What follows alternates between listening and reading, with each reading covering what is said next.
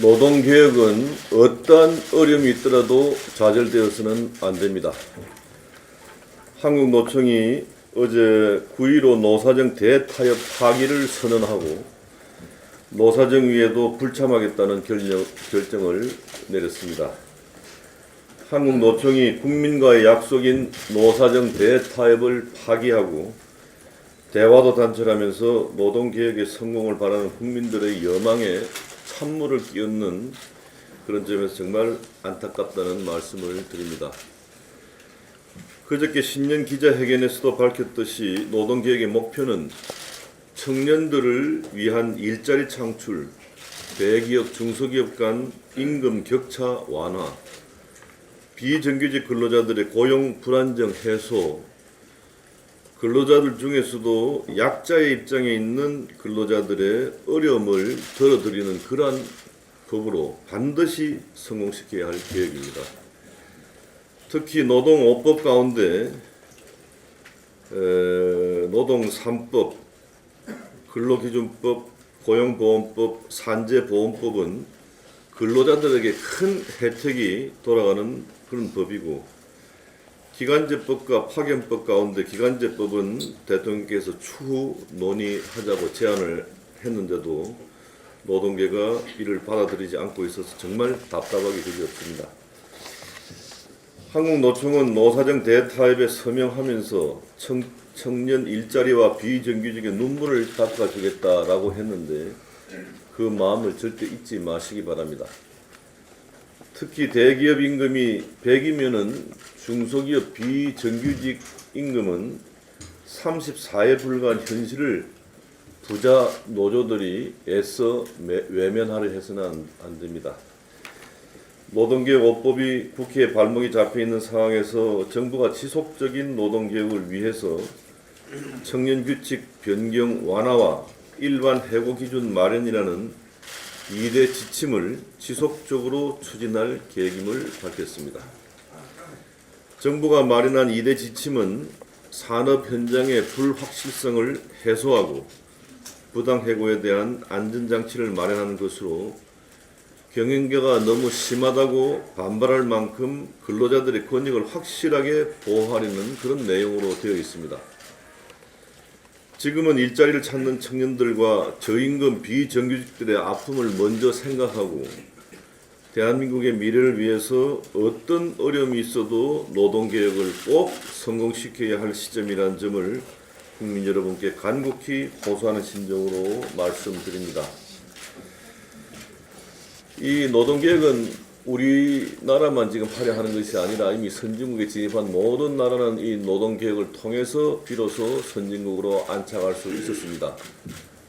오늘날 유럽의 최강자로 부상한 독일의 경우에도 노사정위원회가 합의를 하지 못해서 노사정위원회가 깨어졌고 결국 노동 전문가로 구성이 된 하르스위원회를 만들어서 비로소 하르스 개혁이 성공해서 독일의 아젠다 2010이 개혁을 완수할 수 있었다는 그러한 전례를 참고해야 하겠습니다. 국회 선진화법은 국익과 미래를 위해서 이제 결단해야 할 때입니다.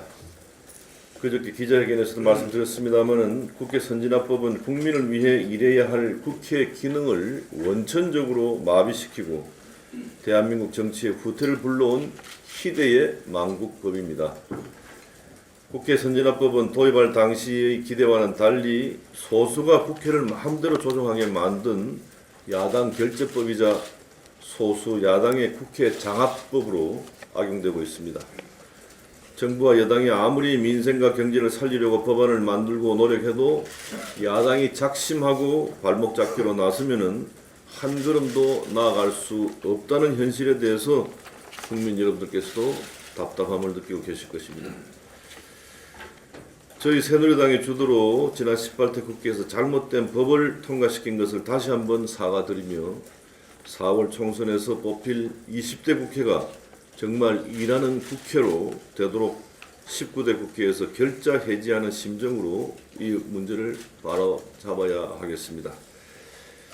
야당이 국회 선진화법 개정에 대해 비방을 하고 있는데, 그렇다면은 국회 선진화법을 그대로 두어서 식물국회의 악순환을 계속 반복하자는 것인지 야당에 묻지 않을 수 없습니다.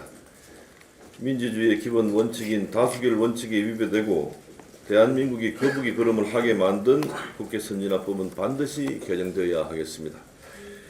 국회 선진화법 개정안 내용도 국회의장 직권 상정 요건에 재적의원 과반수가 요구하는 경우 추가한다는 것으로 꽉 막혀 있는 국회에 조그마한 활로를 열어주자는 것인 만큼 악법 중에 악법인 국회 선진화법 개정에 야당도 또 국회의장께서도 전향적으로 참여해 주시기 부탁드립니다. 조속한 누리과정 예산 편성으로 보육 대란을 막아야 합니다. 진보 성향의 교육감과 야당 성향의 지자체에서 고의적으로 누리과정 예산을 편성하지 않아 많은 부모님들과 아이들이 큰 불안함을 느끼고 있습니다. 오늘부터 유치원 교사 등의 인건비가 지출되는데 누리 예산이 제때 지급되지 않는다면 보육 대란을 피하기 어려울 것입니다. 이러한 가운데 경기도는 어제 2개월분의 어린이집 누리과정 예산을 준 예산에 편성해서 집행하기로 했는데, 남경필 경기도지사의 이러한 노력에 지지와 성원을 보내드립니다. 누리과정 예산은 지자체와 지방교육청 예산으로 편성하고 부족하면은 중앙정부가 지원하는 것으로 법령에 의거해 운영되어야지 정치 교육감의 개인적 소신이나 자의적 판단이 기준이 되어서는 안 됩니다. 누리과정 예산을 편성하지 않은 교육감들 정신 차리기 바랍니다. 이것은 정치가 교육감이 정치에 관여하는 그러한 아주 잘못된 일이라는 것을 말씀드립니다. 일부 진보 성향 교육감들은 법령에 의해 주어진 의무를 이행하지 않고 중앙정부와 대결적인 자세를 보이면서 보육 문제를 정치 문제로 비화시키는 정말 잘못된 행태를 보이고 있습니다.